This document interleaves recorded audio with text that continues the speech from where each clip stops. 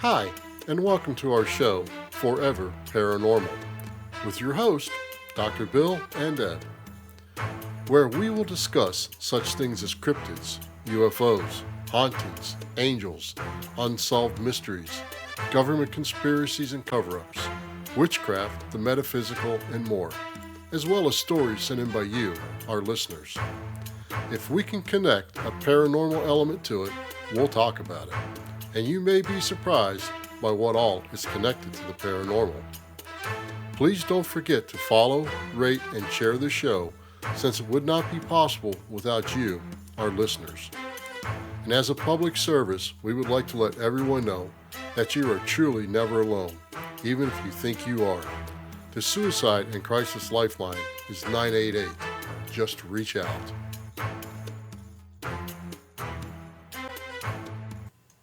Hi, Deb. Hi. Got anything new going on this week? Oh, I got a brand new shiny phone, and I kind of feel like I'm in the twilight zone, stuck between two phones. Yeah, I can honestly say I'm not picking on you, but you and technology are not friends, are you? No, not at all. Okay, well, hello, folks, and welcome to the show. And we have some exciting news for you, folks. This week's eerie episode focuses on a type of urban legend that Deb has wanted to discuss for some time now. Mm-hmm. Black-eyed children are also known as black-eyed kids. And we're not talking about one that was in some kind of altercation on the playground or something. Nope. These are scary, preternatural, and sometimes maybe even demonic creatures, usually looking somewhere between the ages of 6 and 16. They are typically described as always being in pairs, one a little older than the other, having very pale skin, commonly wearing dark hooded clothing that is tattered and worn, with the hood typically up. Witness reports a strange mechanical nature to their speech, with smooth, almost otherworldly manners. Yes, ma'am, no, ma'am, thank you, please. There is also something rhythmic, almost hypnotic in the way their words are pronounced. Animals are said to panic in their presence, either by becoming intensely guarded against these creatures or by simply running away. Besides wanting to know if there's any reason to believe the legend is true, I am curious if they are demons, spirits, or aliens. The mannerisms could point to any of these possibilities, don't you think? Yes, I do. I agree with that. And that's part of what we're going to look at is possibly what they are. Some take it back to some old Hebrew text where Lilith was Adam's first wife and was thrown out of the Garden of Eden. And she went and got with Samael, who is basically Lucifer. And God had cursed her that she can never have normal children. So some of the old texts say that her and Samael born demon children. And there's really not that much truth to that one. They may be responsible for what's known as a doppelganger, an evil doppelganger, a twin of some type, an evil twin. But it's also said that Lilith just captured children and killed them. So I don't think that Hebrew text is really that true. Imagine. Then, when they are refused or aggravated, their eyes and the area around them are said to turn completely black. This is something that will make them stand out from a normal child. The white part of the human eye is called the sclera, and it comprises approximately 83% of the surface of the eye. Every healthy person, regardless of race, has a white sclera. Animals, on the other hand, have a very dark sclera. Dogs, horses, and lizards, for example, often have black sclera. There are no known illnesses or medications that will make your eyes turn completely black, and due to how genes and genetics work, it is biologically impossible for someone to have solid black eyes. Not even in rigor mortis, like how rotting flesh turns black. Yeah, not even in rigor mortis or rotting flesh. The eye, that part of the sclera still stays white. It doesn't turn black. It'll bloat and explode, but usually that's the first thing that scavengers take out anyhow. Hmm. This does appear to be a worldwide phenomenon and not just in the United States. Many people think that it was started around 1998 when a newspaper reporter in Texas named Brian Bethel wrote of his own encounter. Some research shows it going back to the early 1980s. However, we must keep in mind that this is when the internet was just starting to become an everyday occurrence. But what about before that? You know, a lot of things are getting their origin when the internet first came out and people had forums to talk on and places to post things. So they think that it just started then. But upon researching these topics, I came across the native Iroquois Indian legend of a dark power named the Otkin, which would forcibly mate with female tribe members to produce black-eyed, chalky-skinned children to destroy the tribe and harvest their souls. Legend has it that it was easy to recognize these children and they would be killed and burned at birth to prevent resurrection. The Otkin, which is a great devil, were deemed as evil. This may account for the uneasiness experienced when black-eyed children are around. Through the influence of forced westernized civilization and forced Christianity over the Iroquois tribe and all other tribes, these legends have changed over time and are now more commonly referred to as some type of witchcraft. I have to ask, what do you mean by forced Christianity? Well, the Indians and like so many other indigenous peoples in the area had their own beliefs, their own gods, their own ways of worshiping. And Christians always found it their purpose in life to go colonize these people and force Christianity upon them. They didn't have a choice. They were killed or they converted. You know, Christianity has killed more people than any other thing in the world. There are even tales in Irish folklore of evil fairies with black eyes, and that they would check a baby's eyes at birth, all the old women and stuff. There's many folklores in Irish folk tales about different types of black-eyed fairies. So, fairies are known to be smaller, if you believe in them. Could the black-eyed kids be fairies?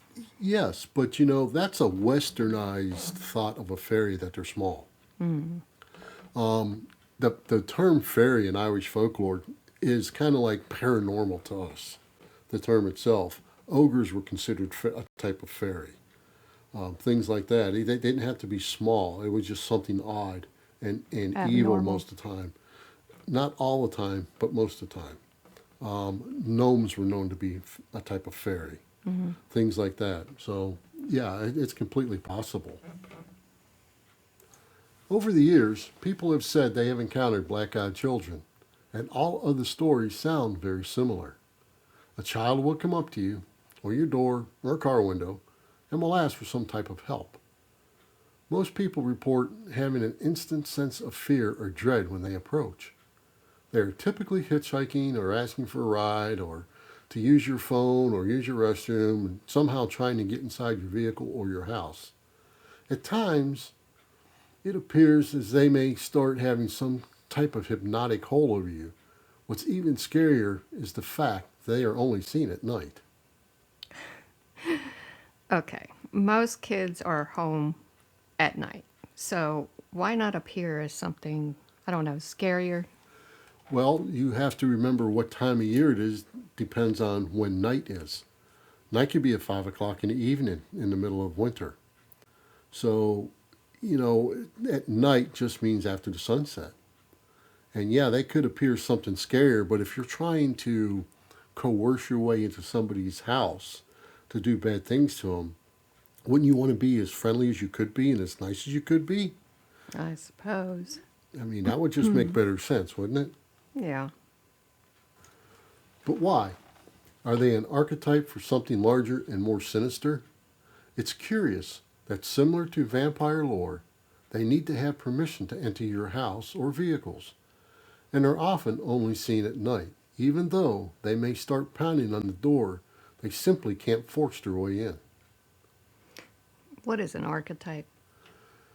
In Jungian philosophy, Carl Jungian, it's an inherited pattern of thought or symbolic imagery derived from past collective experience and present in the individual unconsciousness. What that really means, it's the original model or type of something that is urban legend or evil, or like the original vampire Dracula, something like that. Okay, and why do they need permission? I don't know. That's a really good question. That's what maybe ties them to a vampire lore. The only thing I know that needs permission to enter would be somebody you don't know or a vampire. So I don't know. I really couldn't discover any reasoning behind that. Yeah, I mean, why not just break in if you want I guess to pursue somebody? I guess even evil things have rules. You know, everything in the universe has rules. All energy has rules. Okay. Or they could simply be an extraterrestrial. We briefly spoke of this alien abduction in the Barney and Betty Hill episode, that of Brazilian farmer Antonio Villas Boas. In his encounter, he told of being taken on board a ship and was experimented on by having sexual relations, not the Bill Clinton type, but real sexual relations, with a female extraterrestrial. As a species, we humans protect our young fiercely. This could be seen as a weakness and used against us by creating hybrid beings and trying to infiltrate us. It's interesting how the black eyes are reminiscent of those of the gray aliens. Deb, I know you have researched this, and I'm sure our listeners are as curious as I am to know what your opinion on this subject matter is. Well, my opinion is that it's folklore of some sort. I mean, if it were real, there would be no need to ask permission or appear as an innocent child in order to accomplish their evil task. And what is their intent? I don't know, but it does not typically fit with other tales that we have discussed. Do you agree or disagree? Well, you can look at it several ways.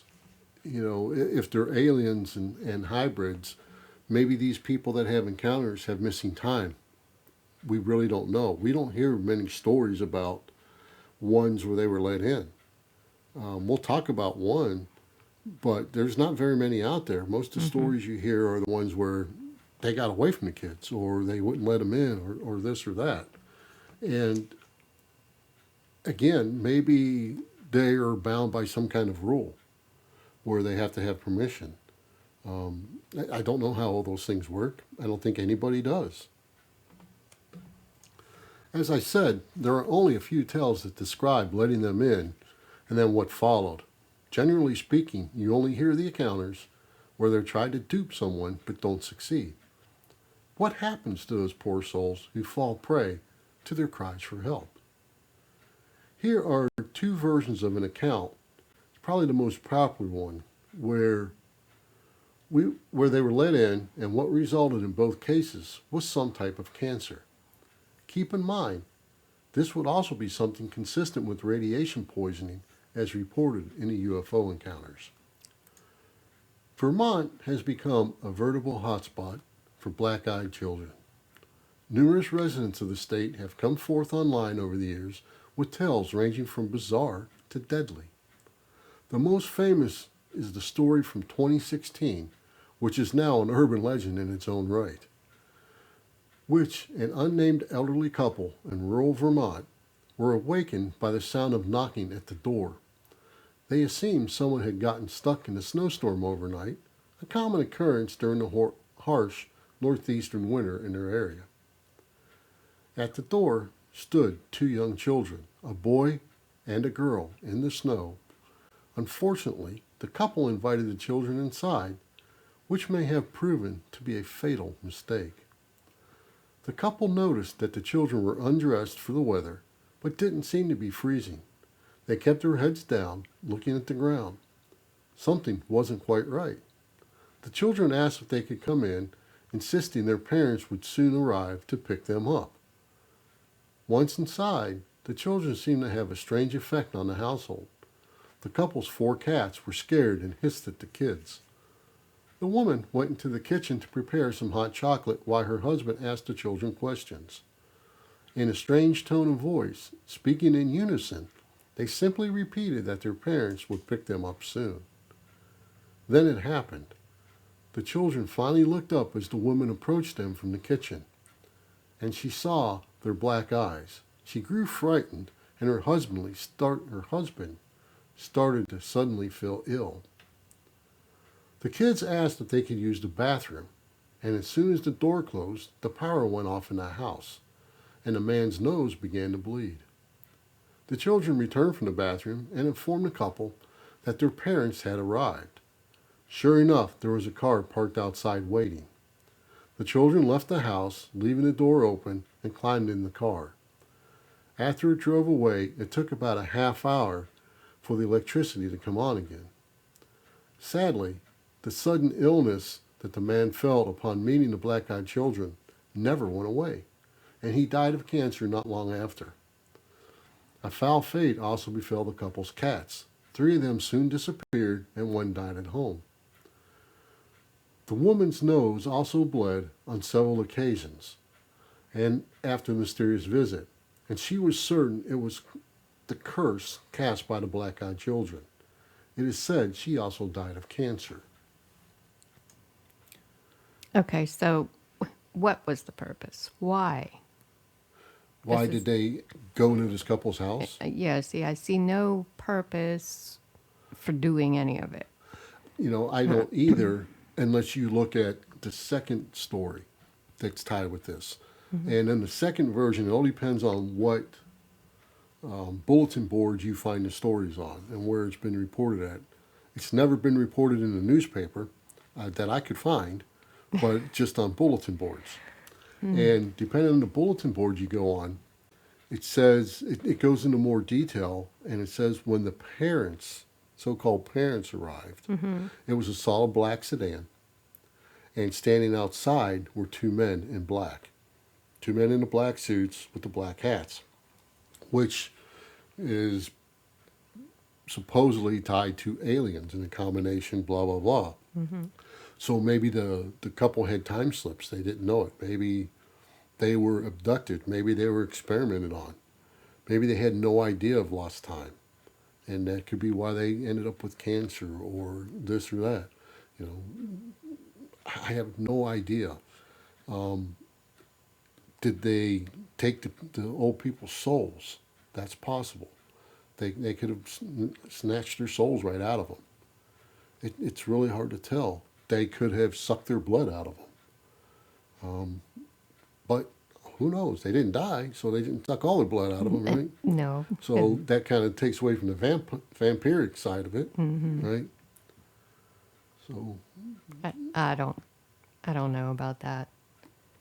I don't either. I mean, I'm sure something happened to this couple, but I don't know if I believe that it was true. Maybe if they had cancer, a tumor was creating these illusions. Yeah, that's true. And I mean, I don't even know if it's true because we don't even know who the couple Yeah. was. It's never been named. It's never been a police report that I know of. There's never been a newspaper report that I know of. And then, black-eyed children are becoming more common in these paranormal TV shows, right? Where they've got to sell audience. So Well- then, the guy's doing an urban exploration or something like that. All of a sudden he sees this black-eyed kid pop around a corner or this or that. So, it's just, an archetype that's being thrown across many genres. I guess, to be fair, if it were simply for publicity, there'd be all kinds of news reports and articles, and it might go further, but I don't know what to think. Well, I don't either. So, we'll let it up to the audience to decide on their own what they think of the black-eyed children. Yeah. Maybe they'd like to post a comment or a question or, Absolutely, yeah, I would love to hear what they got to say about it. yeah. And with that, well, folks, this brings us to the end of this exciting, eerie episode. Thank you for listening. And until next time, when we discuss another tale yet to be told. Thank you for listening, and remember to like and share the show. We would also appreciate a 5-star rating wherever possible to help new listeners find the show.